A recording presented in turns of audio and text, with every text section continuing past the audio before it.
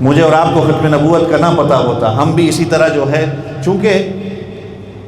باور یہ کرایا جاتا ہے دنیا کے اندر کہ یہ ایک مظلوم قوم ہے، اور اکثر و بیشتر چونکہ ہمیں پتہ نہیں ہوتا یا ہماری اپنی اولادوں کو پتہ نہیں ہوتا کہ یہ قادیانی جماعت کو لوگ ایک عام فرقہ سمجھ جاتے ہیں۔ جیسے اکثر و بیشتر لوگ کہتے ہیں کہ یہ فلاں فرقہ ہے، فلاں فرقہ ہے، ایسے مولویوں کی باتیں ہیں، فلاں کے پیچھے نماز بھی جا کے پڑھ لو، تو قادیانیوں کو بھی لوگ سمجھتے ہیں کہ یہ ایک مسلک اور فرقہ ہے،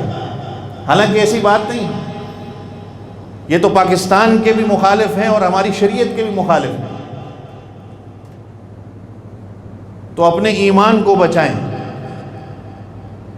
کہ یہ اگر علماء نہ ہوتے تو ہمیں نہ پتہ ہوتا، ہم سمجھتے کہ جیسے بعض اوقات ہمیں بعض اور فرقوں کے حوالے سے ہمیں نہیں معلوم ہوتا، ہم سمجھتے ہیں کہ ہمیں مولویوں کی باتیں، جس کی وجہ سے لوگ اکثر و بیشتر جو ہے ان کے شکنجے کے اندر آ جاتے ہیں۔ یہ میرے اور آپ کے ایمان کا مسئلہ ہے، آپ کے آنے والی اولادوں کے ایمان کا مسئلہ ہے۔ ختم نبوت جس طرح اللہ کے رب ہونے کا، اللہ کی ربوبیت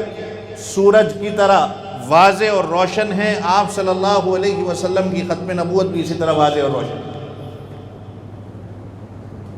مسلمان اس وقت تک نہیں ہو سکتا جب تک وہ عقیدہ توحید کو نہ مانے، بعین ہی اسی طرح مسلمان اس وقت تک مسلمان نہیں ہو سکتا جب تک وہ اللہ کے رسول صلی اللہ علیہ وسلم کو آخری نبی نہ مانے۔ تو 7 ستمبر 1974 غیر مسلم یہ پاکستان کے اندر ڈکلیئر ہوئے، اس کے بعد خلیجی ممالک، عرب ممالک، دیگر اور ممالک کے اندر بھی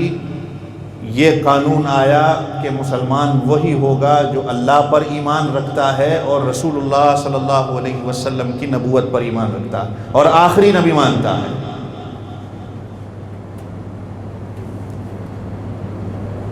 جیسے میں نے کہا کہ 5 جلدوں میں اس کی پوری کتاب ہے، آپ پڑھ سکتے ہیں۔ اس کے آرٹیکلز بھی آج کل جو ہے وہ سوشل میڈیا پہ آپ نے دیکھا ہوگا گردش کرتے ہوں گے۔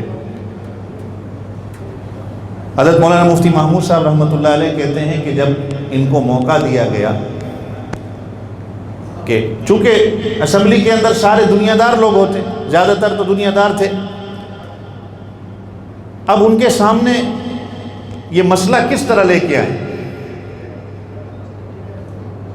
حضرت مفتی صاحب فرماتے ہیں کہ جب چونکہ مرزا ناصر تو قومی اسمبلی میں تھا نہیں، لیکن چنانچہ ایک ایسا آرڈیننس پاس کیا کہ مرزا ناصر کو جو ہے وہ لیجسلیٹو اسمبلی کے اندر بلایا جائے۔ مفتی صاحب فرماتے ہیں کہ جب یہ اسمبلی کے اندر آیا تو آپ نے دیکھا ہوگا آج بھی جو ان کا لانتی جو ان کا بڑا ہے اس کا حلیہ کیا ہے، اس سے پہلے جو تھا، اس سے پہلے جو تھے، تو سر پہ پگڑی ہے، سفید داڑھی ہے، سفید کرتا ہے، یہ اوپر والی جیب کے اندر قرآن کا نسخہ بھی موجود ہے، اپنے سر پر کلمے کی پٹی باندھ کے آیا۔ اب جب وہ سامنے آیا تو یہ جتنے علماء تھے یہ پریشان ہو گئے کہ ہم اس کے ظاہری حلیے کو اگر دیکھو تو ہم اس کے کفر کو کیسے ثابت کریں گے؟ اور وہاں جتنے اسمبلی میں لوگ تھے وہ بھی یہ کہنے لگے کہ بظاہراً دیکھا جائے تو یہ تو آپ سے بھی بڑا مسلمان لگ رہا ہے، دھوکہ کس طرح دیا جاتا ہے کہ جب اللہ کے رسول صلی اللہ علیہ وسلم کا نام آتا تو بڑے عقیدت و احترام کے ساتھ مرزا ناصر جو ہے وہ صلی اللہ علیہ وسلم کہتا، صحابہ کا نام آتا تو بڑے عقیدت و احترام کے ساتھ رضی اللہ عنہ ورضوا عنہ کہتا۔ چنانچہ جو اس کے اندر چونکہ وقت مختصر ہے، بڑی جو اس کے اندر بحثیں ہوئیں کہ چونکہ جیسے میں نے کہا یہ دھوکہ دے کر اپنے آپ کو مسلمان، آپ کے سامنے بھی اگر کبھی آئیں گے تو یہ کہیں گے کہ ہم اللہ کے رسول صلی اللہ علیہ وسلم کو نبی مانتے ہیں، اور یہ بھی کہیں گے کہ ہم آخری نبی بھی مانتے ہیں، لیکن اس کے بعد یہ کہیں گے کہ ہم آپ صلی اللہ علیہ وسلم کے صدقے یا امتی نبی یا اس طرح کے الفاظ توڑ مڑوڑ کے جو ہے آپ کے سامنے پیش کریں گے تو وہاں پر بھی یہ پیش کیا گیا،